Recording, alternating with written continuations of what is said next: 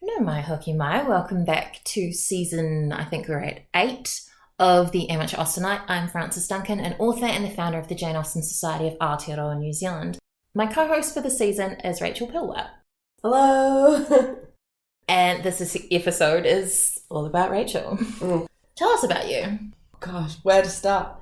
I am a book buyer and seller at Unity Books bookshop in Wellington. I've been in the book trade, as it were, for, close to a decade now. Actually, no, over a decade now, I'm thinking about it. And my specialities are children's books and Jane Austen. Woohoo! Do those two ever cross? They do. There are lots of abridged versions, illustrated versions of Austen stories that, while don't sell super well just sitting on the shelf, I can hand sell it any day to anybody. I have had someone say to me before that I don't push drugs on my friends, I push Jane Austen, and I feel like that's maybe how you are with books. 100%, yeah. The best drug is Jane, and the thing is, they're like, drugs, they'll make you feel good. No, nothing makes you feel better than Jane. That's the pull quote for this episode. Nothing makes you feel better than Jane Austen. Yeah. So how were you first introduced to Jane Austen? It was probably in my late teens. I want to say 16, 17, sometime around then.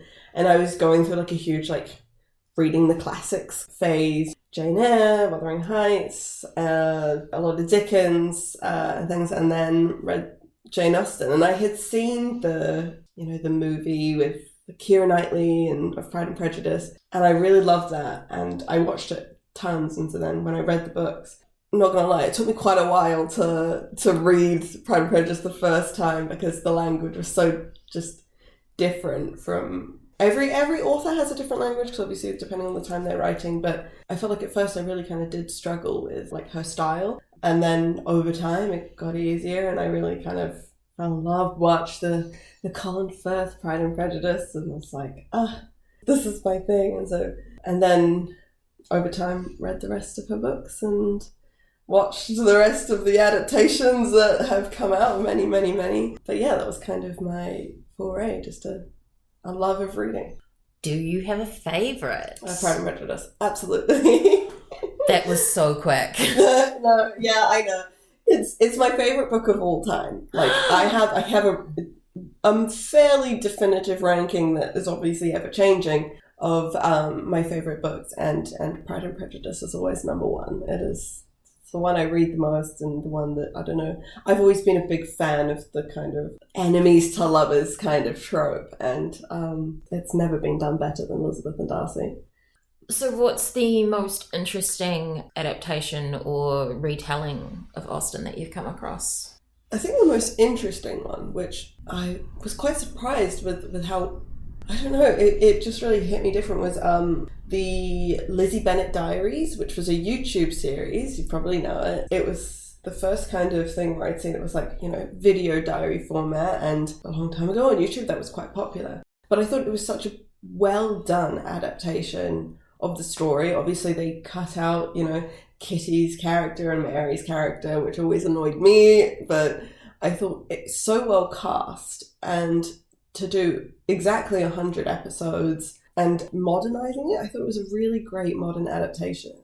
I just thought it was so well done. And so that's probably, it's my underdog of, in my top, probably 5 adaptations of an Austen work. But I mean, if we're talking about Emma, Clueless is always grand.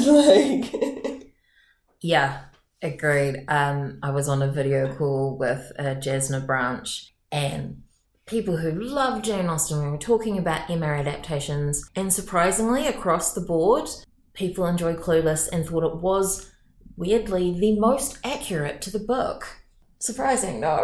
Yeah, I don't know if I'd say that, but I mean, they do hit a lot of, the thing is this definitive plot points throughout the book, that it's you need to hit these moments and the feeling of the scene to kind of make it feel like a proper version of Emma.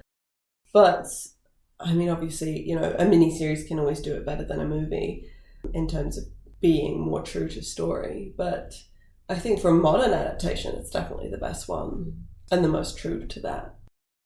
I think it might be the accessibility because you don't have to do the stumbling over the time period. Yes. That's why people are like, oh, I get it. That much easier. I watched it literally last week, my flatmate, just because she wanted to watch it. She had never realised it was an Emma adaptation. She's not an Austen person, like the wisest of us.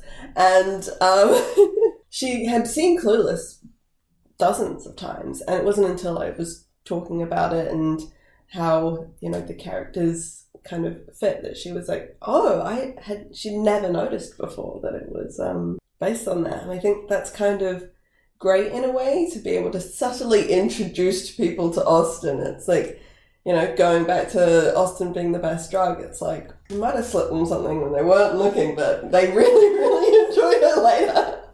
We're going to get cancelled. Sorry. She's the best drug, guys. And this is why I don't do drugs. I don't need them. I don't need them. No. And hopefully we will revisit Clueless and do an episode on that adaptation later. I would love that. That would be very cool. Yeah. That is your introduction to my lovely co-host, Rachel Pilois. I'm Frances Duncan, and we hope that you listen for the rest of the season on Emma. Woo! Bloopers is the best part. I think so too.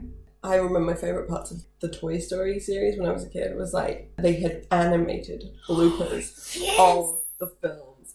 The funniest goddamn thing was just like waiting at the end and then just having animated bloopers, and it was just so much fun. And imagine the joy it was to come up with that stuff as well. And such a huge amount of work. Yes, it's so much work for literally a handful of minutes, if that, of payoff. But the joy. The joy.